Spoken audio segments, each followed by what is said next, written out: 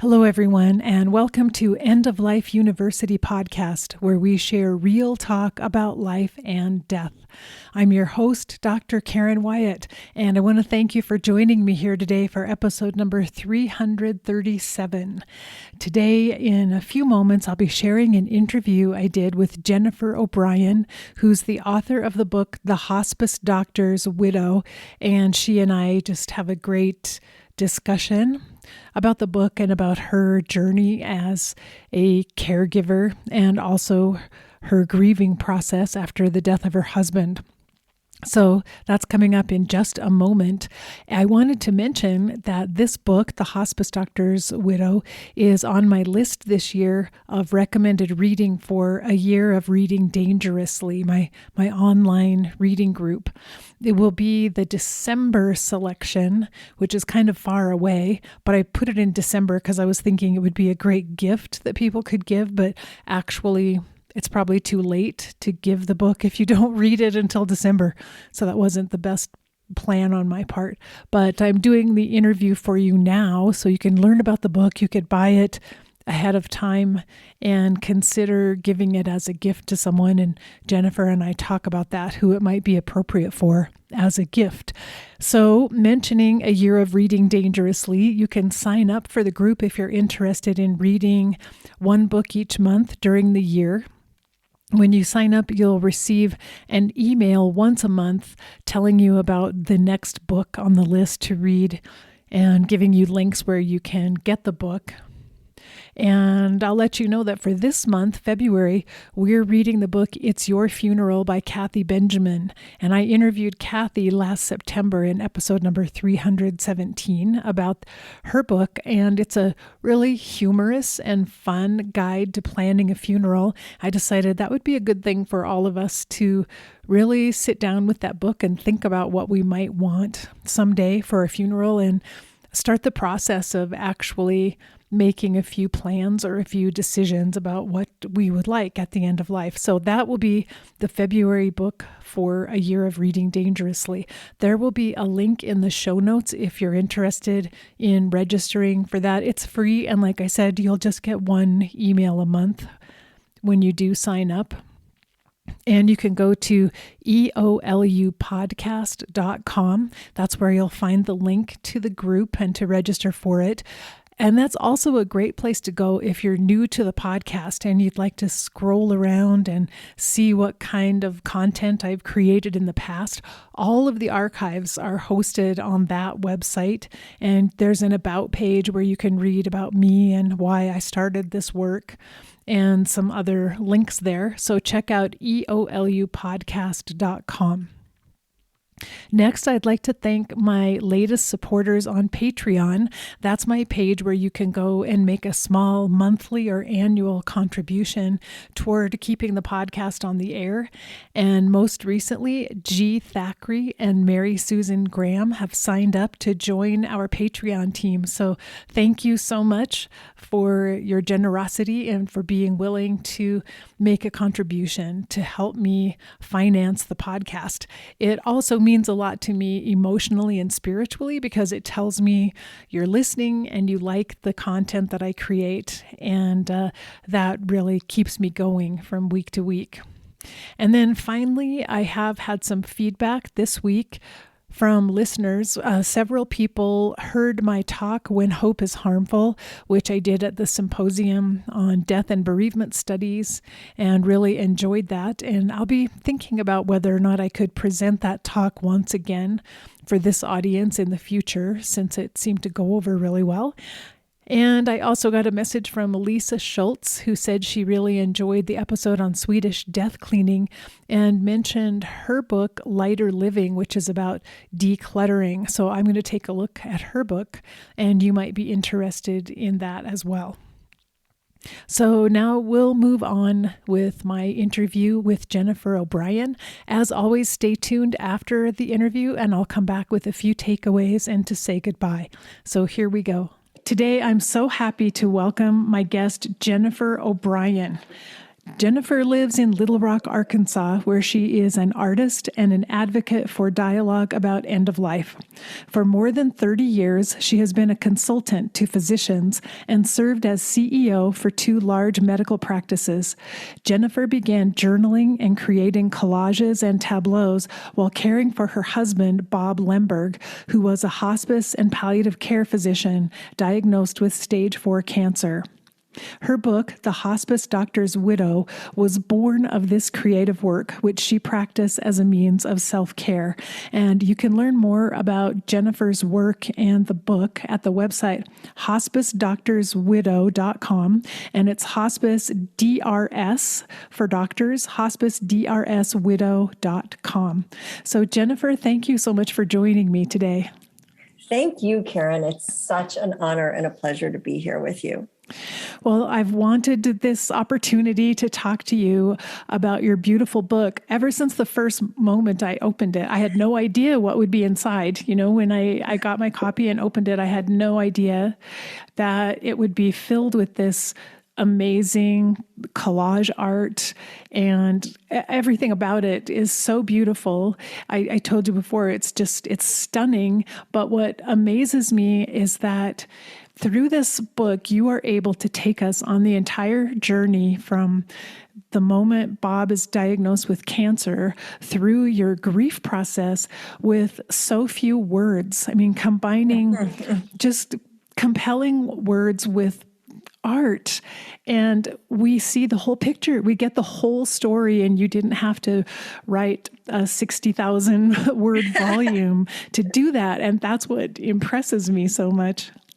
Wow, thank you. Yes, that's so. I love you for noticing that. It is very much. I kind of say it's a picture book. It's about caregiving and end of life and grief, but it really does. The art is really a big part of the meaning that I'm trying to convey. So yeah. Yeah, the art is very evocative, but then the words you use, the way you tell each portion of the story, it's like I just find myself instantly resonating with it and thinking, I know exactly what you're talking about. I know exactly what you mean. And so anyway, I can't recommend it highly enough. It's like nothing I've ever read before. It's so unique, and it would be an incredible gift to someone who's serving as a caregiver or perhaps in their own grief process. Yeah. That's funny that you bring that up, because it is a great gift. If you have a friend who has a loved one who has just been diagnosed, it's a great gift. However, the question I get about that a lot is, I want to give your book, but I don't want to be the one to tell my friend that her mother or her husband or whoever is dying. And I understand that. I wrote the book, and I have had that hesitation on more than one occasion. But it's worth it. I think the harder thing is when someone comes across it later, and then you hear them say, I wish I'd had this book earlier.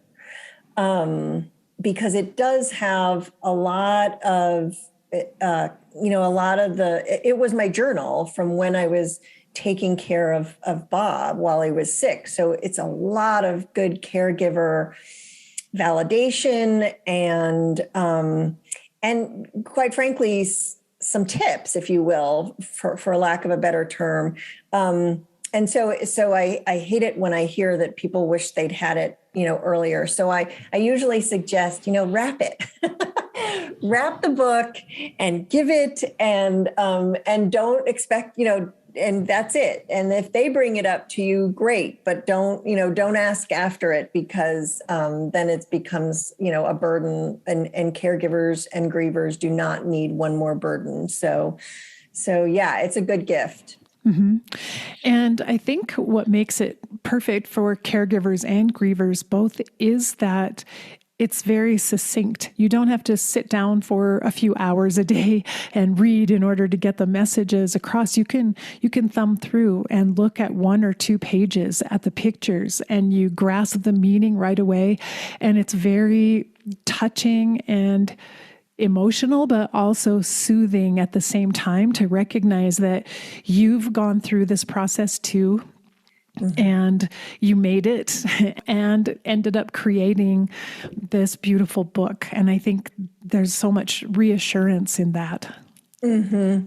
Yeah, I think that's one of the reasons the book has been so helpful to people, is because when you do get that big there are some incredible books about end of life that I highly recommend.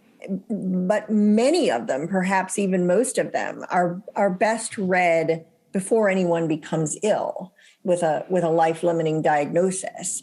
And so certainly from a caregiver perspective, I found, and I think this is true of others, I was just too exhausted and distracted to read a chapter book.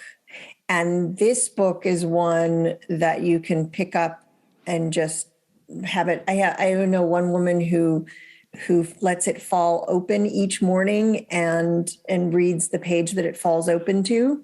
And then I know other people who read a couple of pages and then put it down, come back later.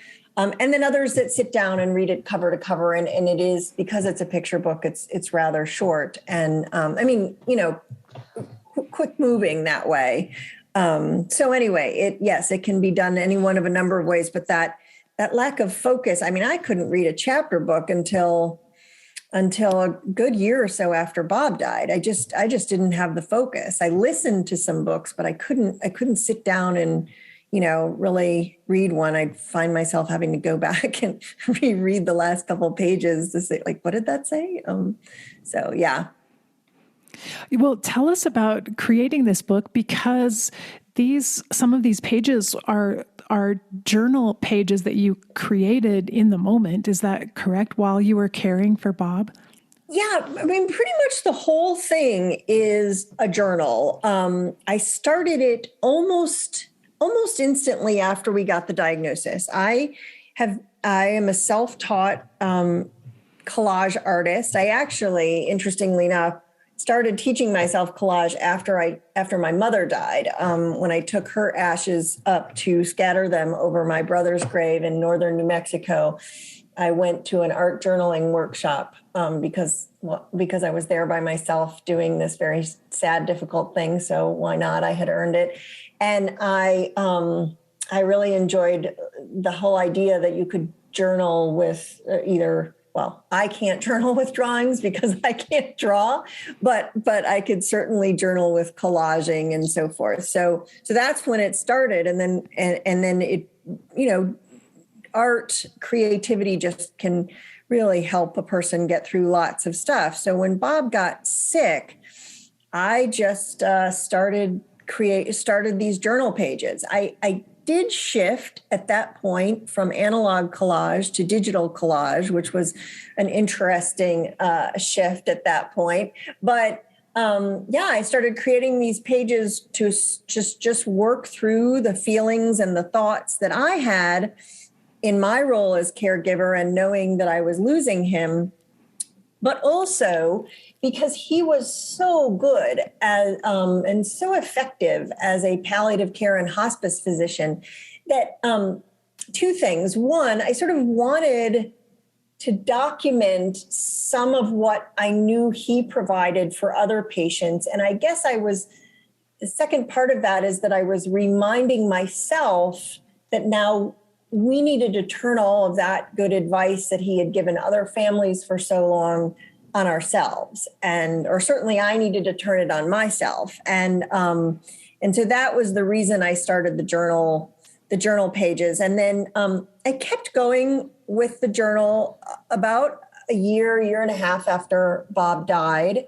So there's a portion of it that is my grief processing. And then, as you mentioned in the introduction, my make a living job has been in healthcare administration for 35 years. And a lot lately in these last 10 to 15 years has been interim CEOing for very, very large physician organizations. And so after Bob died, I was doing an interim CEO position for a multi-specialty practice here in Arkansas, in Little Rock, Arkansas. And so I was having this conversation with one of our neurologists, and he was lamenting that he was in the process of diagnosing 3 different patients with ALS. And so the next day, I brought my journal into him. By this time, I had printed it in a sort of book form just to see what it looked like and to hold it. I gave it to him and said, I don't know, you might want to take a look at this. He took it home and he came back the next day and said, yeah, Jennifer, you're not getting your book back. I will be loaning it to these patients and their spouses. And you need to figure out how to get that published, because that helps close a gap between what I can do for the patient and what the family caregiver really needs. And well, you can imagine what sort of inspiration that led to. So I went to work and found a small press that was willing to take a chance on it. And I think it worked out. Mm-hmm, definitely. Well, you mentioned that you wanted to use this book partly to share some of Bob's wisdom and the things that he taught patients and their loved ones that he worked with. And so that reminds me of the concept of precious time. And I wanted to ask you to tell our listeners what precious time is and what that meant for you and Bob. Well, how about if I go ahead and read the page? Is that all right? Sure. Precious time. He has helped families understand by telling them they were into precious time, meaning death is likely, if not imminent. Precious time is when you say what you need to say and don't say what you will later regret. Now it is us. We are into precious time. He is going to die of this disease, and I will go on and have to live with how I handled our precious time. So yeah, he would tell patients, families mainly, precious time. You're into precious time. And this was his way of saying, which I love because it's simple language that everyone understands. He'd always put the emphasis on the word precious. It was a type of time. And it was his way of saying, look, your loved one is going to die of this, and you're only going to get one chance in this time period leading up to the death, and then you're going to have to live, with yourself afterward. But somehow, by just in his lovely old he had an accent. He was raised in Texas. I used to sort of think that's why he put the emphasis on precious, but it wasn't. It was him in his soft, caring way, letting the family know, there's no do-over here. You need to get this right the first time, because there's only one shot. And Karen, we got thank you notes from families after their loved one had died because they really felt like Bob had helped them see how serious the situation was and where it was headed, and that they were grateful that they had seized that precious time and made the most of it. So yeah, it's a beautiful concept. Yeah, it's such a lovely reminder. And as you said, it's so simple, but it says exactly what needs to be said, that the last days and weeks and months of your loved one's life are indeed, every moment is precious, and right. You don't want to waste any of it. And so you need to be conscious all the time of how fleeting it is, how special this time you have together is, so that you can make the best possible choices of how you use it. Yes. Exactly. Yeah, that immediately grabbed me, of course, because that's right at the beginning of the book. And so you had me, you had me right there. I was sucked right in, but I thought, oh my gosh, like what if every doctor, what if every oncologist and every primary care doctor had this concept in their minds of precious time and could talk to their patients about that and their loved ones. I think it's a sweet gift from Bob. Yes, it is a sweet gift from Bob. It's funny that you say that. I did an author talk for a group and virtual, of course. And one of the women at the talk was a nurse in an ICU unit.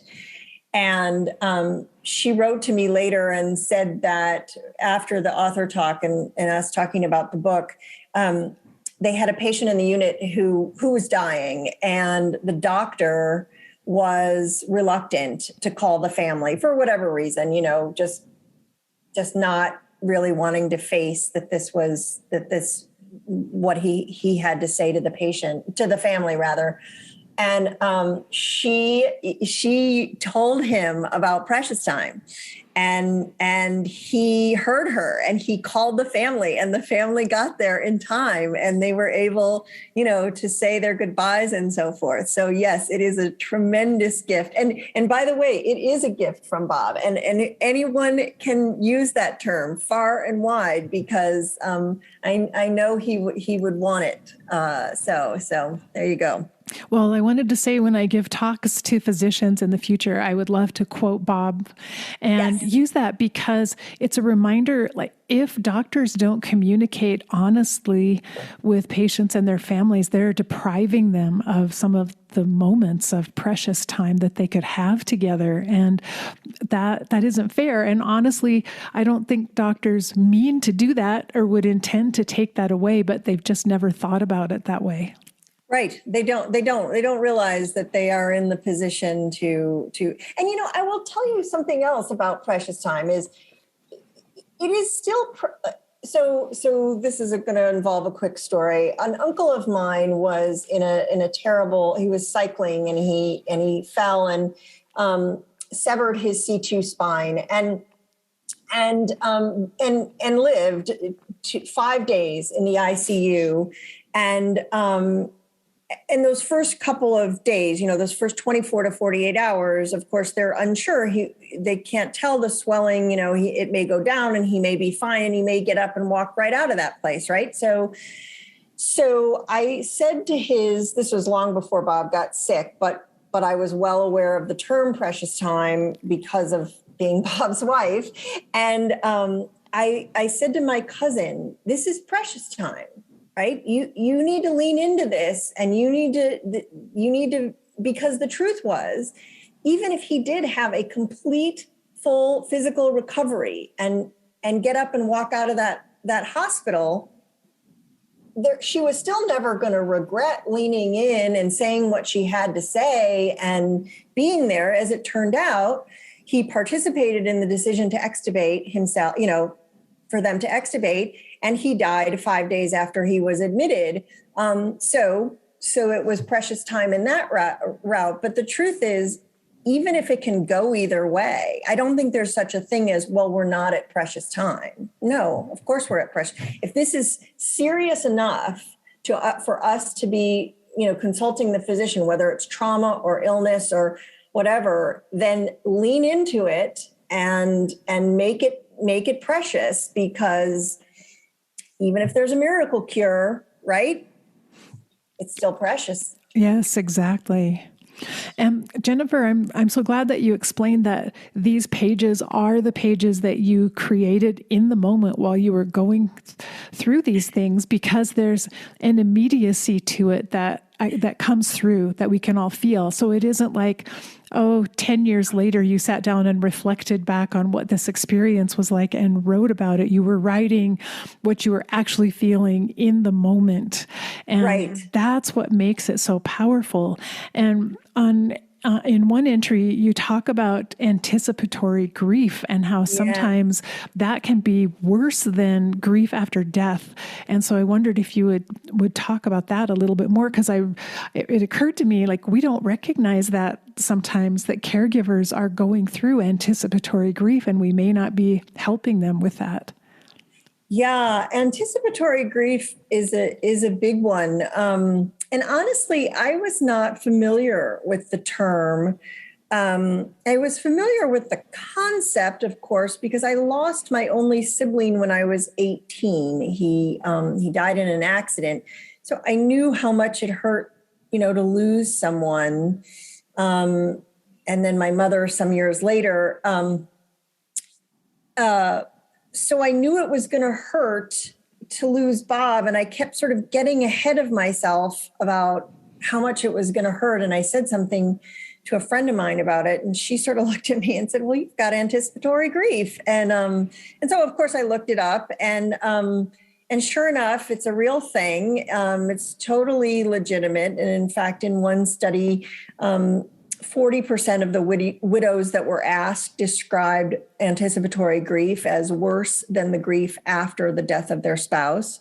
So it's the real deal. But one of the things that was so remarkable about identifying it was I was then able to sort of say, that's what this is, to honor it, but not let it get in the way of what we had left of our precious time, So yeah, the anticipatory grief is huge, and it's a real, it is one type that's that burden that comes with family caregiving.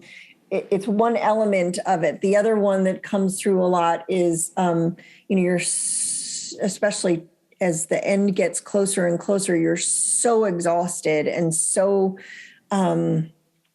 mainly exhausted, and you just don't know if you can do it one more day, one more hour. And then you realize, well, yeah, but the minute I'm not doing this anymore, it's because I've lost him. And that's just such a sad, difficult place to be. So, both of those are huge factors for caregivers that are above and beyond the actual caregiving. Yeah. And along with that, you mentioned in the book that you and Bob were going through two different processes at the same time, which actually never occurred to me before either until you wrote about that. And so talk about that. I mean, because you're both in precious time together, right, but it's a completely different experience for each one of you. Yeah, that page I created just after a huge argument that Bob and I had about 2 weeks after he was diagnosed. And, Bob wanted nothing more than to work. He loved taking care of patients, and that was his top priority. So even quickly after the diagnosis, he just kept working, which was fine. I have no problem with that, except that we had talked about on a Saturday morning driving up to Northwest Arkansas to see big museum that's up there. And I was ready to go. It was Saturday morning, and I was like, okay, let's get the car packed up. And he was tired, and he got his, old doctor voice with me and said, "Jen, I am going to get you some literature about cancer fatigue." To which I responded, "Bob, I'm not one of your bleeping palliative care fellows." And you can imagine where it went from there. It was a bit of an argument, and we sort of huffed off into our separate corners of the house. We did not end up driving up to Northwest Arkansas. And I was sort of, of course, upset and hurt, but also disgusted with myself. Like, how did I manage so early on to get sucked into an argument like that? And that's when it suddenly occurred to me, wait a minute, these two processes are very entwined, but they are different. We end up at different places. He ends up dying, and I end up having to go on. And so, that's part of why I wanted to get going up to Northwest Arkansas to make the memories, because right? I'm the one who's going to remember them. And so giving myself sort of a break, a recognizing that, no, there's two different, we gotta get there together, but we're headed in two different directions, basically, two different processes. And I think, did Bob say something about the fact that in some ways it's easier for the patient in a way than it is, although the patient has their own physical suffering to go through, it's easier for the patient than the caregiver?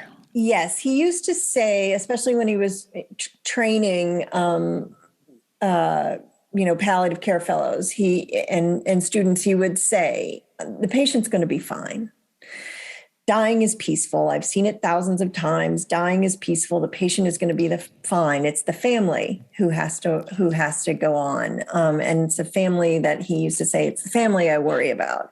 I call it now, as after this book came out and I've been asked to talk on the topic, I say it's the triad of certainty. At the end of life comes death. There are no do-overs in end of life, and changed forever, the loved ones remain and remember. That's it. That is certain. Those are three of very few certainties that we have, and yet we do not face them. We do not address them. We sort of leave them up to chance as a society. And having lost several people that I love, I can tell you, yeah, it's true. You don't get another chance to do it over again. There's no dress rehearsal, and that you go on and you play it over in your head. You play lots of things over in your head, and you gaslight yourself on some stuff occasionally. And so, yeah, that triad of certainty is something worth considering, throughout your life, not just toward the end of it. Absolutely. And I like remembering that there's no do-over, which is part of precious time. That's right. It's like, do your best, though you can't be perfect and you'll never do everything perfectly and you'll make lots of mistakes, but still you're trying to do the best you can. You're doing it with a pure heart. You're yes, exactly. I made plenty of mistakes. We had moments for sure. But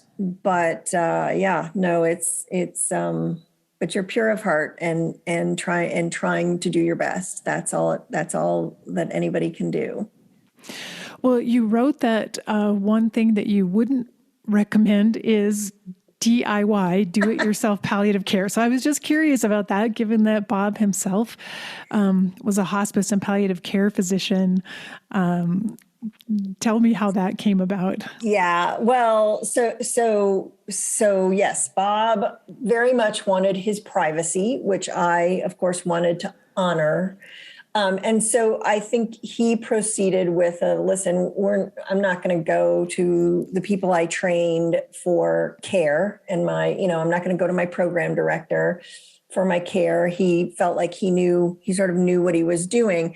The reason that I don't recommend DIY palliative care is because the person who lost out the most on the full range of support and services that palliative care provides was me, the family caregiver. Palliative care is one of the few disciplines that fully recognizes the role of a family caregiver.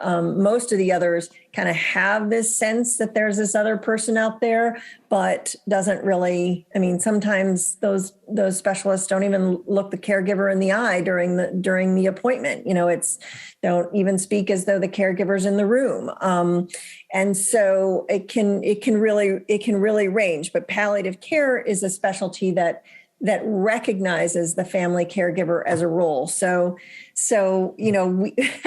we didn't really have that in our palliative care because Bob sort of did DIY. And I was fine with that for the most part. Like I say, I don't recommend it to anybody else because the family caregiver really loses out. Where I would say that it's impossible to do DIY is when it comes to hospice. Mm-hmm. And that's where Bob and I had a big, and it's in my journal, sort of a big moment. Bob did not admit himself to a hospice status until relatively late in the process.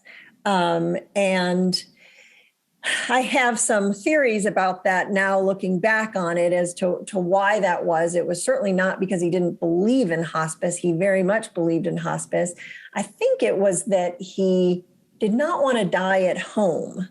And, I knew that he didn't want to die at home. And I knew down deep in my heart that he wasn't going to die at home, that I was going to be able to honor his wishes in that way, but we never really talked about it. Bob had been the physician to many, many dying people, but he had only ever lost his own parents, who both lived into their 90s. He had never experienced the loss of a loved one, sort of too soon, if you will. And so he didn't have the personal experience that I had of how it all sort of happens the way it's supposed to happen. I at least several times now in losing loved ones have, in the weeks or even days beforehand, sort of wrung my hands. Is like, how does this go? I remember Bob died on January 19th, and I remember in mid-December going, kind of going, damn it, does he die on Christmas and ruin Christmas for me for the rest of my life? Obviously that wasn't quite that crass, and I certainly didn't say anything to him, but I was thinking things like, okay, how does this happen? And when does this happen? And so forth. And then all of a sudden, a couple of days of sort of ruminating over that, it came to me, no, he is not going to do that to me. He is going to get himself into mid-January. There's no question in my mind. And I was fine from that point on, and sure enough, he died on January 19th. But coming back to that DIY hospice and not admitting himself to a hospice status, he was so clear with me from very early on that he did not, wanted to just be kept comfortable at a certain point, no resuscitation, all that sort of stuff. And used to say, don't call the EMTs until I'm cold and blue. And so, okay, fine, I hear you. But it was getting scarier and scarier. We were having these the night times where he would spike a fever, and just more and more difficult. And so one morning where I was pointing out that, and I'm not clinical, so this was, I was doing my best, but I'm not a clinical person. And of course he knew that. And he got really cross with me one morning as I was saying, hey, last night was kind of scary. Well, Jen, I'm dying. What's the worst that'll happen? I die. And I just kind of looked at him and said, no, Bob, that's not the worst that happens. I said, if I walk back into the bedroom and you have died, I know what to do. I know who to call. But if you fall out, if you have a head bleed, if you seize, and you've told me repeatedly, don't call the EMTs until I'm cold and blue, and I don't call anybody, I live in Arkansas. The sheriff's going to show up in a couple of weeks and say, lady, you killed your husband. You didn't call the EMTs when you could have saved his life. And where am I going to be then? And he kind of got wide-eyed and realized that I had a really valid point, and that and it was that day that he called and made the arrangements to admit himself to a hospice status, so that if any of those things had happened, I would then be calling hospice, not 911, and they would make him comfortable and know what to do. So yeah, the DIY and the palliative care is one thing, and it can be done. I don't recommend it, but it can be done. But the DIY hospice is simply impossible. And I can't emphasize that enough. That's one of the great gifts of hospice for family members and loved ones, to have that phone number you can call when anything happens that you're not sure about, that you're not sure what to do. And so I would love to see everyone have that, just that bit of reassurance that I'm not stuck here all by myself trying to figure out, what do I do now? I have someone I can call who will walk me through it and tell me what to do next. Yes, absolutely. Absolutely. Hospice is an incredible and I did have to call a couple days later. We had a particularly difficult incident and I had to call, and the hospice nurse who took my call was like, wait a minute, are you by yourself? And I was like, well, yeah. She had worked with Bob for years prior. And she was like, well, can y'all not afford help? And I was like, no, we can afford it. He doesn't want it. He only wants me. And she said, Jennifer, I've been a hospice nurse for 10 years. I could never do for my husband what you're doing for yours. So that was very, very validating, but I wasn't doing it by myself at that point. I had her to call to just sort of, be there and talk me through it. Yes, that's exactly right. This is, Karen, it's interesting. I used to, 1,000 years ago, I used to teach physicians what was then ICD-9 and CPT coding. And I taught the first course ever for the American College of Obstetricians and Gynecologists. And, there is, in the global maternity package, there are a minimum of 18 visits, right? Mm-hmm. If you go through, and yet we expect, so that's just the visits with your OB. That's not the amnio and the ultrasound and all that other, and the books and this and that you read to prepare to bring a life into the world. But somehow we think that putting a fraction of the effort into a life, leaving this world is okay, which is just insane to me. Like, how are we not putting at least the same amount of time and effort into end of life that we put into the beginning? Oh, you're so right about that.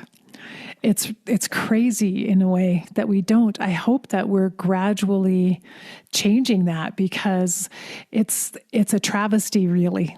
It really is. That we don't give it more of our time and energy and thought.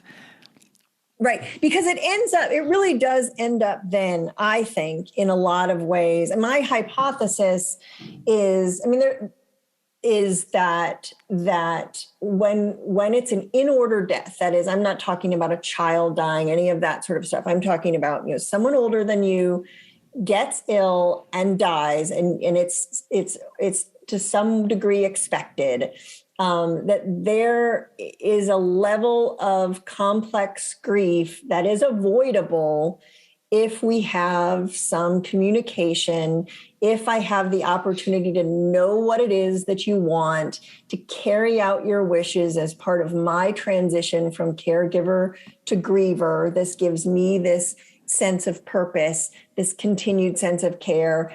I know what I'm doing. I feel like when Bob died, I knew exactly how this was going to go, because he had told me very clearly what he wanted in his memorial service. And then he told me very clearly what was up to me to decide. I knew exactly what I was doing. And I felt so good about being able to carry that out for him that it really helped me transition quite nicely into this, the missing him and the sadness of losing him, instead of well, should I do this? And should I bury him or should I cremate him? All of that, all of those questions, there's, I think those take away from the good, solid grief process. Yes, I think you're exactly right. And then that leads into talking about some of the advice or the tips that you have in the book for people who are caregivers. I was wondering if you'd share with us some of the top little nuggets you would share for anyone listening who's a caregiver. Sure. I think the best advice that we got, and what was funny was we didn't actually get this advice. I learned it from an oncologist that I had worked for years prior to even meeting Bob. And that was, this oncologist used to tell patients at every single visit, we hope for the best and we prepare for the worst. And I think we can even drop the best and the worst because those change over time. The best could be a miracle cure and the worst could be death. And then in a few months into it, the best is actually, a good trip free of pain and suffering, maybe, and some holidays together or something. And it changes over time. So hope, my best advice is balancing the hope and the preparation. The preparation is such an important part, even if your loved one is cured of their cancer or their illness. The fact of the matter remains, at the end of life, they die, and the triad of certainty comes into play. So knowing what you need to know, having open conversations about what they need, what they want and need in terms of end of life and disposition and legacy. This is just an incredible service that you do each other, but it's also more than that. There's an intimacy to it that I wouldn't have traded for anything. When Bob and I we did lots of preparation for his death and my survivorship. And on a very practical level, it continues to serve me every single day. I mean, literally.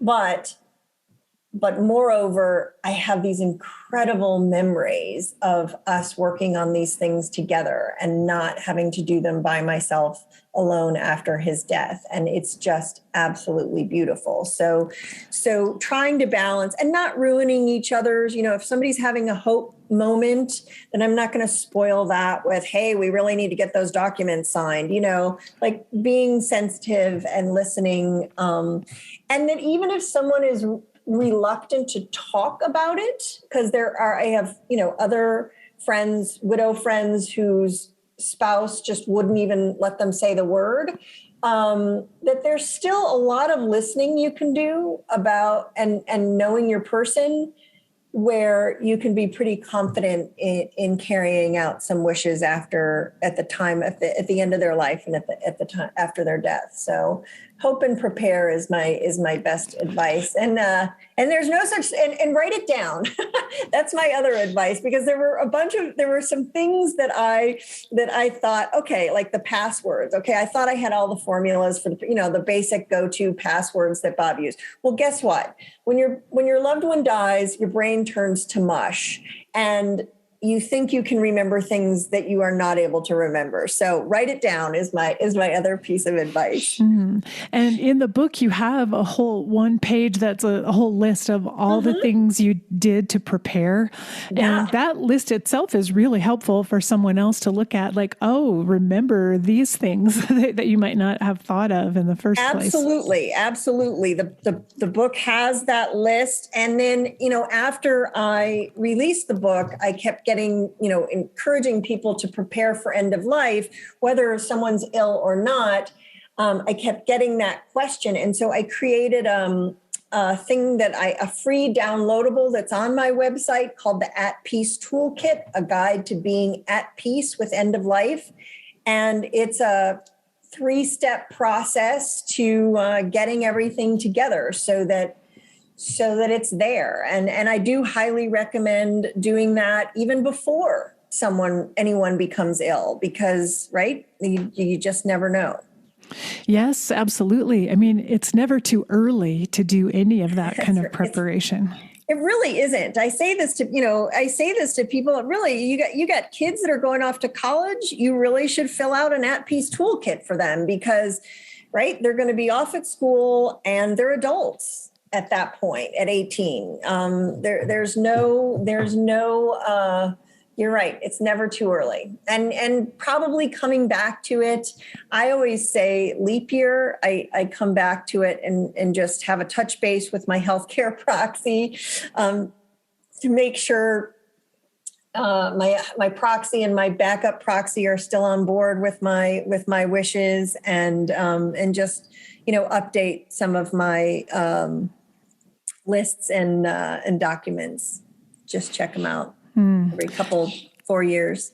It's really excellent advice for all of us. And I know myself, I procrastinate and we always think that we have plenty of time. We don't need to worry about these things now. But the fact is, you had no idea Bob would be diagnosed with cancer, and it happened. And it was a relatively short time that you had from his diagnosis to take care of all these things. So we all need to remember this.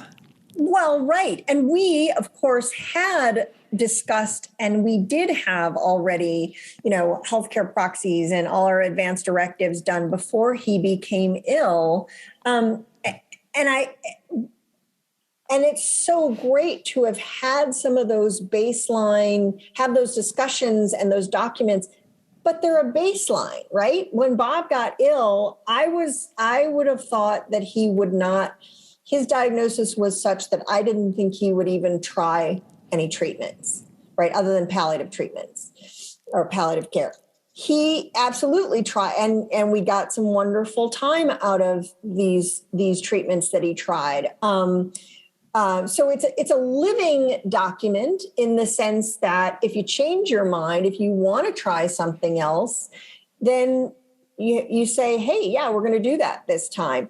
But it exists, and you've had the discussions so that if we can't have that conversation, then at least I can go back to the times we talked about it, and I can process, what our lives have been since, and I can make the best decision based on that.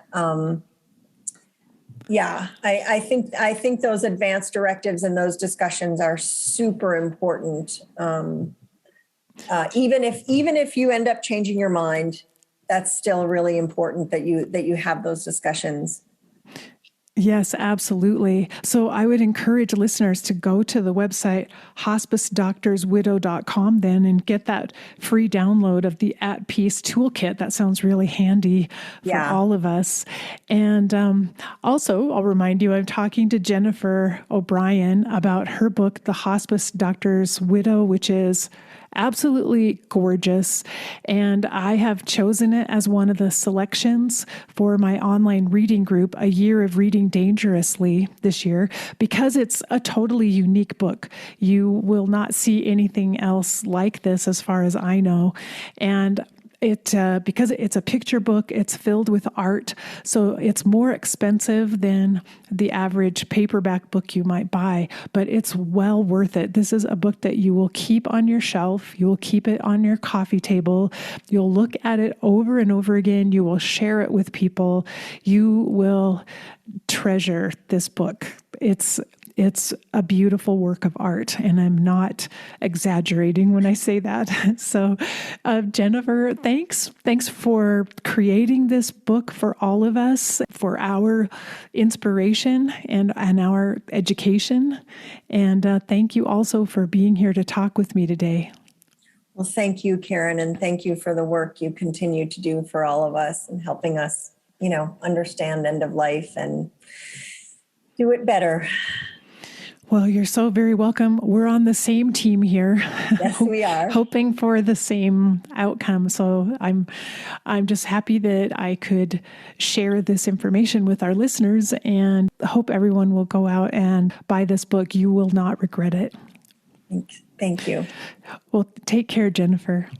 Thanks, Karen. You too. I hope you enjoyed my conversation with Jennifer O'Brien. As you heard me say during the interview, I was really struck by the notion of precious time that her husband Bob used to talk to his patients about, and I actually used it in my talk, When Hope is Harmful, and about the idea that if doctors give false hope to their patients, they are actually depriving them of precious time. They're depriving them of the opportunity to spend that time in a loving, caring, meaningful way. They're actually encouraging them instead to spend their precious time receiving treatments that are not likely to make any difference to them. And so this is a concept I'm going to take with me, and I will use it over and over again in future talks that I give, particularly in medical settings, because precious time. It's a simple concept, but it sticks in your mind. And I'm hoping that it will make a difference with doctors that I talk to about that. I also really liked her notion of hoping for the best and preparing for the worst, and how the ideas of what best and worst are continue to change throughout the process as you're dealing with the end of life. But I think that's a really good reminder of keeping things in balance and always looking optimistically as much as you can for how to find the most meaning and the most love and the most joy in every moment, while at the same time preparing for what is coming in the future. And I always talk about that. It's in my tagline, in fact, about be ready for whatever life brings you next. And so I think that's a really beautiful reminder of balancing those two things. So if you enjoy this kind of content, I hope you'll recommend it to other people who might benefit from listening as well. It can make a huge difference if you just share an episode with a friend or tell them about the podcast and show them how to subscribe, because I'm hoping to grow this community of people who are interested in learning more about the end of life, but also improving how we care for people at the end of life. So share the podcast, subscribe wherever you happen to listen, and then leave a rating and review if you're so inclined, because that's also really helpful in terms of lifting the podcast a little higher in the rankings so that more people can find it when they're searching for information like this. I'll be back with you next week with another interview. So until then, remember, like I always say, we're here for love. So focus on love and you can't go wrong. Face your fear, especially the fear of death. Be ready for whatever life brings you next, and love each and every moment of your precious life. Bye-bye.